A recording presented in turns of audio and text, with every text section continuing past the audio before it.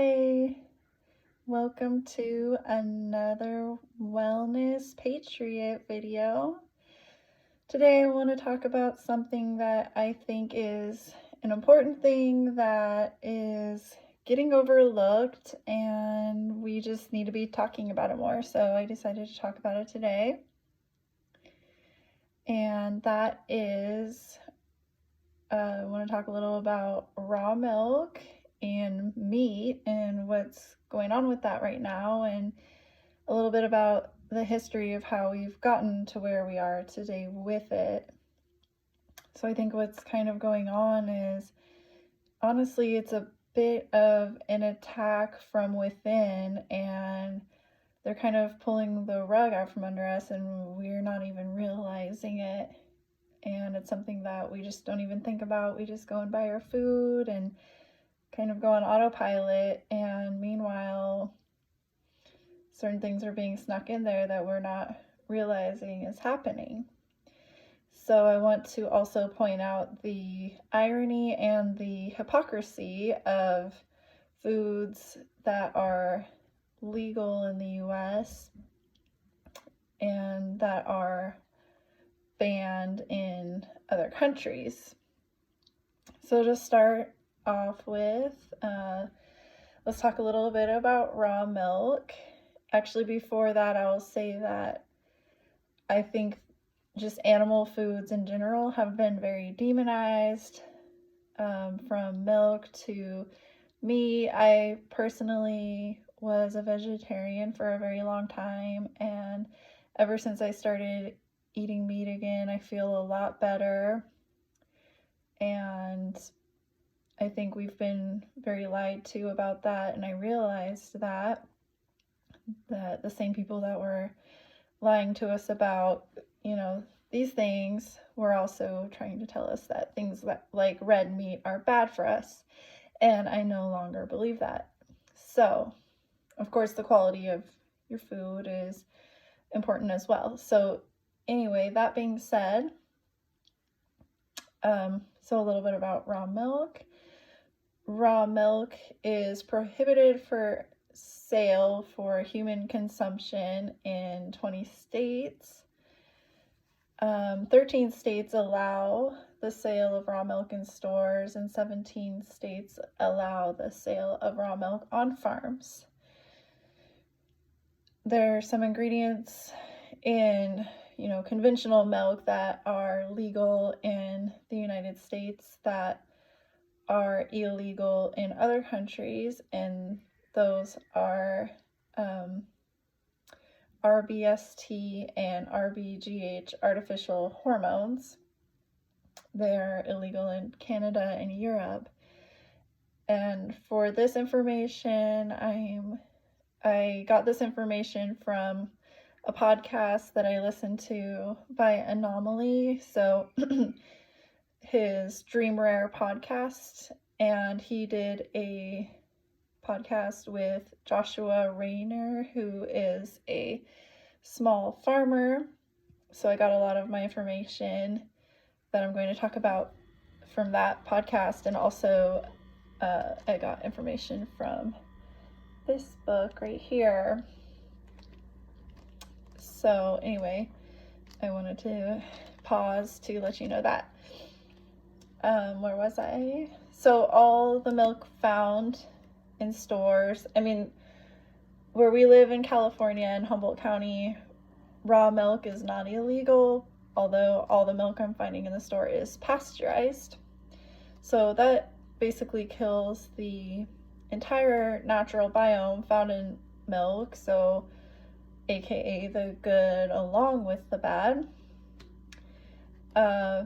When pasteurization basically became a thing, when Louis Pasteur convinced the government that it was necessary, the way cows were being raised was they were being fed agricultural waste byproducts, largely from alcohol production. They were being fed contaminated water, so all kinds of just really bad foods, contaminated water, bad conditions.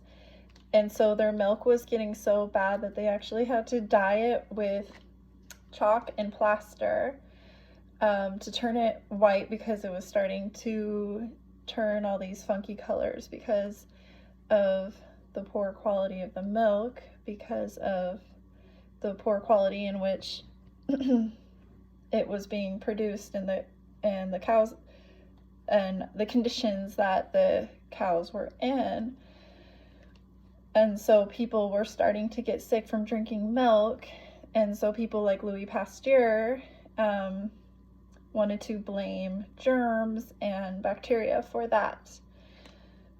So pasteurized milk kills basically everything in the milk. And so on the other hand, when you have raw milk and you leave it out, it just creates other foods like cheese.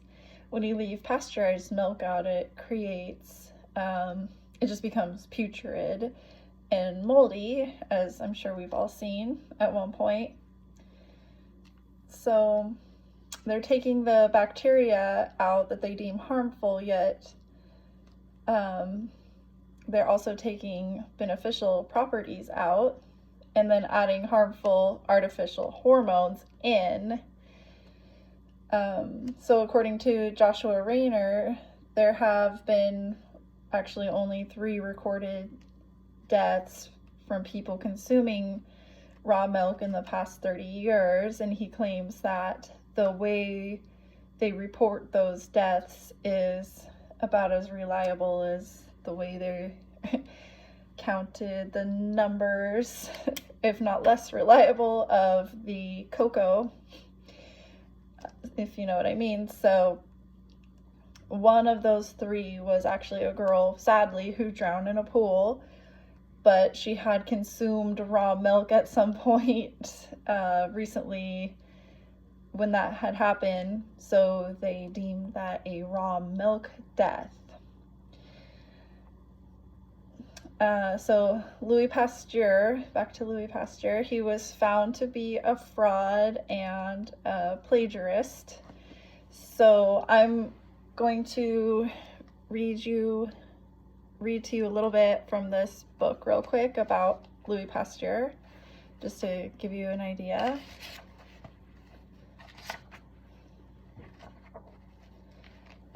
So, Pasteur passed his laboratory notebooks along to his heirs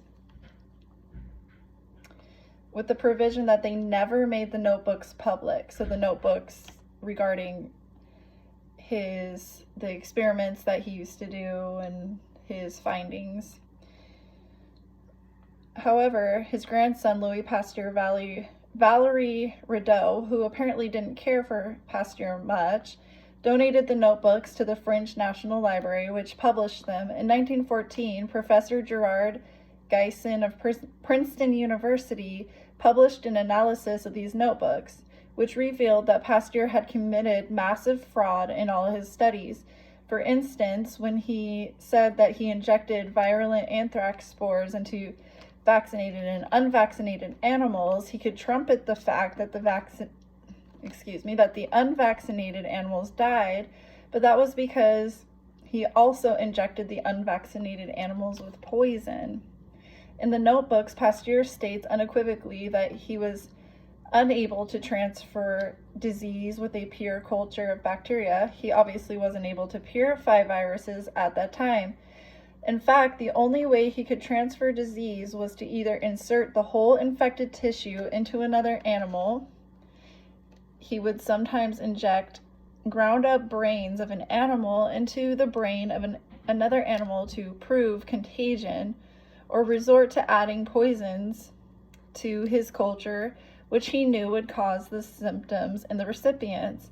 He admitted that the whole effort to prove contagion was a failure, leading to his famous deathbed confession: "The germ is nothing, the terrain is everything." In this case, terrain refers to the condition of the animal or person, and whether the animal or person has been subject to poison. So that's just a little bit about Louis Pasteur. And then a little more about raw milk according to this book. So, raw milk, especially from grass-fed animals, is a complete, easily digested food. It contains every nutrient that babies and children need for growth. It protects them from asthma and respiratory illnesses. It ensures plentiful calcium that is easily assimilated for strong teeth and bones. For the elderly, raw milk is equally nourishing. It protects the bones and nourishes the tissues, even when the digestive fires have reigned. Raw milk is an excellent source of glutathione. I don't know if I'm pronouncing that word right, sorry. A compound our bodies use for detoxification.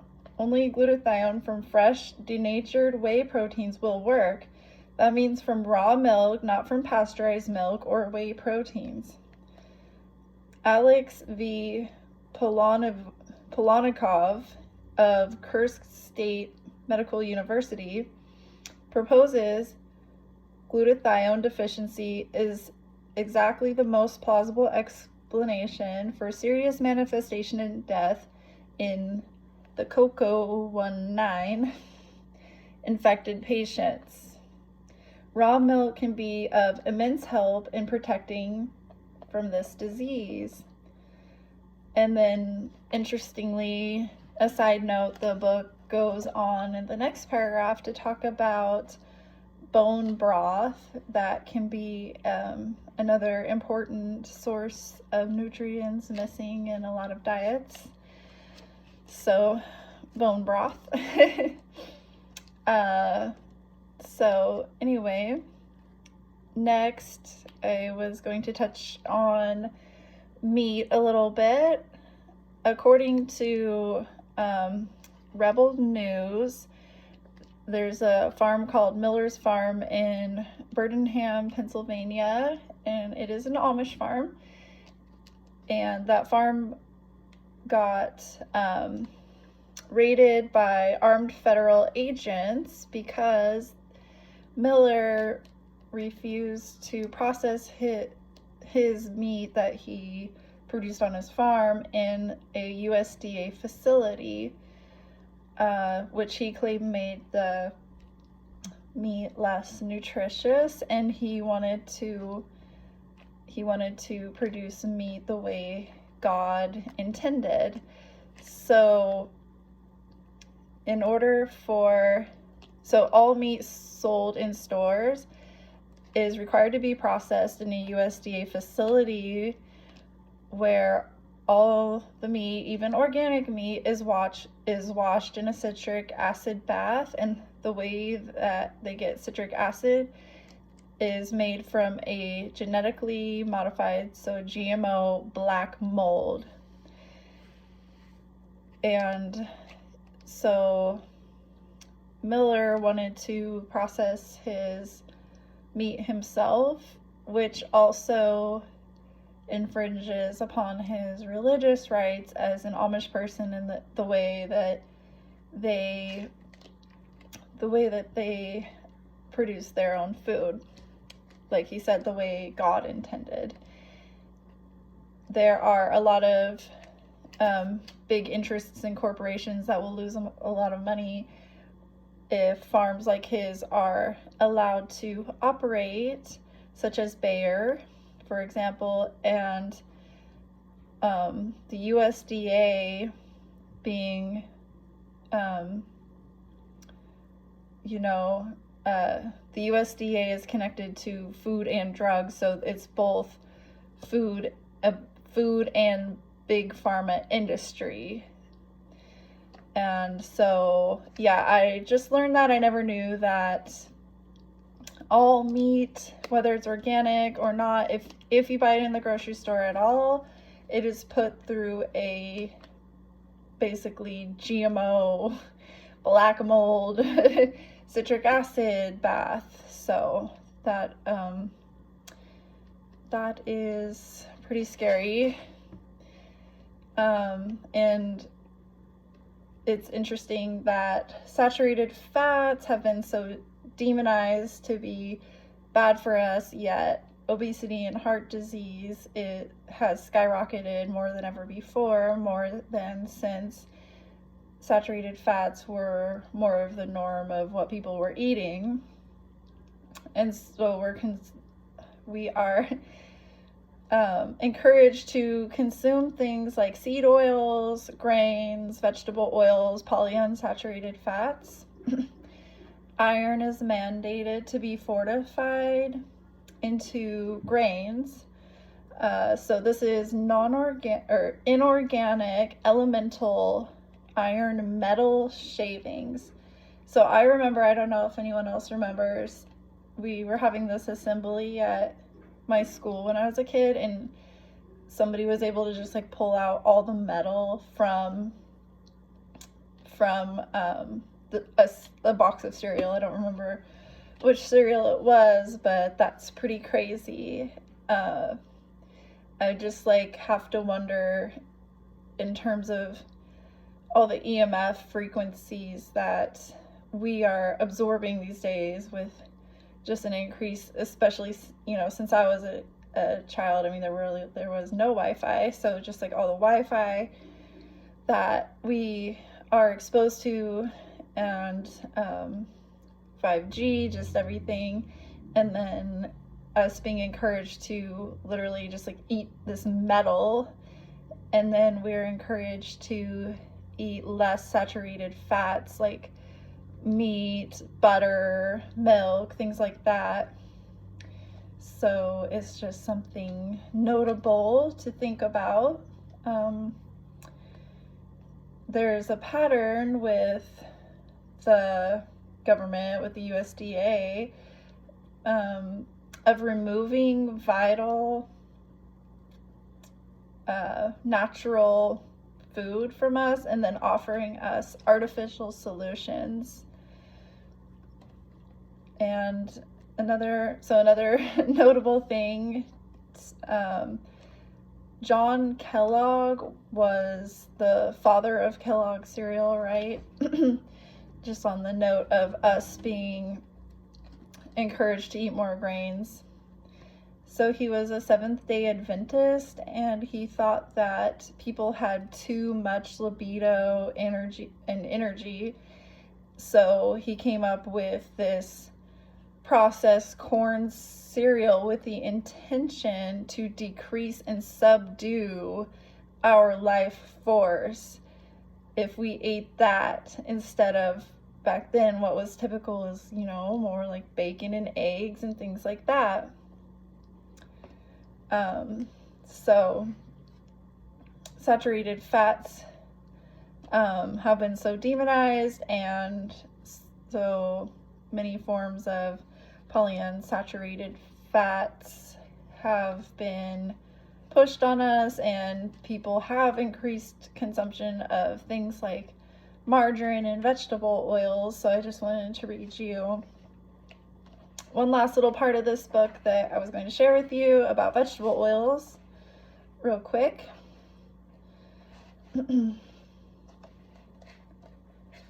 Okay, no dietary change has ever been as deleterious to health as the advent of industrial seed oils, usually called vegetable oils, loaded with chemicals, intrinsically rancid, and lacking the many essential nutrients that humankind gets exclusively from animal fats like butter, lard, poultry fat, and tallow. They are a recipe for poor health. Chronic disease such as heart disease and cancer, kidney problems, Alzheimer's, and immune disorders have increased in lockstep with the increase in vegetable oil consumption rather. Moreover, the type of fat molecules in vegetable oil, omega-6 linoleic acid, can make our bodies more sensitive to the effects of electromagnetic radiation, which I just mentioned a second ago, interestingly enough, as well. So there's that. I'm just seeing a pattern here as I'm even talking about it. Take out the whole more wholesome foods that are natural to us and put in more artificial solutions like such as vegetable oil. Vegetable oil doesn't just come from vegetables and it's highly processed, or tell us that needles are the only way to be healthy, right? Also, just making us scared of bacteria and ignoring the fact that we have a natural microbiome on our skins, in our gut, and dairy that we consume does as well, and demonizing that. And so making us, for example, afraid that just by being around each other that we're going to get each other sick and things like that. And also making us afraid to consume something that is actually healthy for us based on theories of Louis Pasteur, who was found to be a fraud. So I just wanted to read a few ingredients to you guys that are legal in America and used in a lot of our foods. You know, think Skittles, I don't know, Doritos, all these processed foods, and they are illegal in other countries. And it makes me mad when I see some things like Oreos and they have these horrible ingredients in them, and in America, and then other countries it's like simple ingredients. I'm like, that looks good, I would actually eat that, but here we have to like avoid these foods, right? So yellow number 5 and red number 40 are banned in other countries and legal in the US. Brominated vegetable oil, and that is brominated, that is illegal in Japan and the European Union. Chlorinated chicken, so I believe that's chicken that is washed in a chlorine, and that is illegal in the UK and European Union. And ractopamine, which is a meat drug, and that is legal in America and excuse me, I need some water. Banned in 160 nations, 160 other nations. And that's part of why I decided to make a Wellness Patriot channel, because America is so, I mentioned this in my first video, how America is so synonymous with unhealthy eating, things like that. There's an acronym SAD, the Standard American Diet. And when you start wanting to eat healthy or use alternative therapies like herbs or essential oils, that's associated with, like, you know, being a hippie or something like that. But I think it's patriotic to take your health into your own hands and to empower yourself to try to eat healthy and to learn the truth about what's going on. The enemy is trying to conquer us from within, and they're doing that through our food, through the water we drink, and through the air, even the air that we're breathing in. And I bring these things up, and I bring up what's in this video not to be negative, because there are solutions. There are small farmers. If we can just grow anything ourselves, then we can be doing that. Just small steps. But I bring this up to bring awareness to this, because there is not a lot of awareness to it, and we spend a lot of our time arguing over Trump is bad, Trump is good, this or that. Like, to me, we spend our time arguing over like things that are kind of pointless a lot of times. meanwhile, they're in the background, like, you know, putting GMO mold into our organic meat. And another thing I wanted to mention was, so in church we were reading the book of Nehemiah, and so part of that story is they were rebuilding the wall of Jerusalem. And of course they had these haters and their enemies that wanted to stop them. They wanted to stop them from building the wall. They wanted to distract them. And they were kind of coming at them aggressively. And especially this one character named Tobiah in that story. And what this character Tobiah ended up doing is, okay, if you can't beat them by coming at them aggressively and attacking them, take them down from within. And so that's what he decided to do. He married into one of their families and was coming at them from within. It's an ancient tactic, and that is what is going on with the USDA. Not only it's the enemy attacking us from within, also there's huge money involved. There's the pharmaceutical industry involved, these antibiotics, these hormones that they are putting in our meat. Big Pharma's making big money off of them, not only just by the virtue of just using these alone, but then the effects that they're having on our body. Then we just are giving more and more money to them, and then it's also throwing off our hormones and our children's hormones as they're growing up. They're becoming confused about their gender, and then where do they turn? To Big Pharma, who caused the problem in the first place, and become lifelong customers of Big Pharma. So, and that's the enemy coming after our children right there. So these things are good to be aware of, not to just sit here and be negative and say, hey, there's like these bad things in our food, but this is the reality of what's happening. So if we can do the best that we can and find local farmers to work with, grow our own food. I mean, even going out and picking your own blackberries, it's not going to be like perfect, but if there's at least even 1, 2, or 3 foods that you can replace by foraging, getting it right from a farm, or growing it yourself, then you've made huge strides. Or realizing that these things are in our food and finding ways to regularly detox, like a sauna, like sweating, things like that. So that is about it. I just wanted to talk about milk, because to me it's like such a key food. It's one of the real foods left that we have today because our soils have become so depleted, and the vegetables that are growing and the plants that are growing aren't what they used to be anymore either.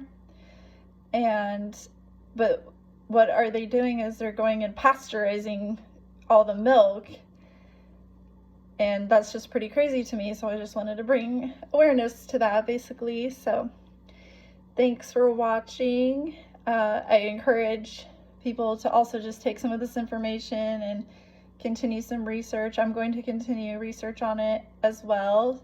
Check out this book too, The Contagion Myth. It's a pretty awesome book. And I will talk to you again soon. Take care.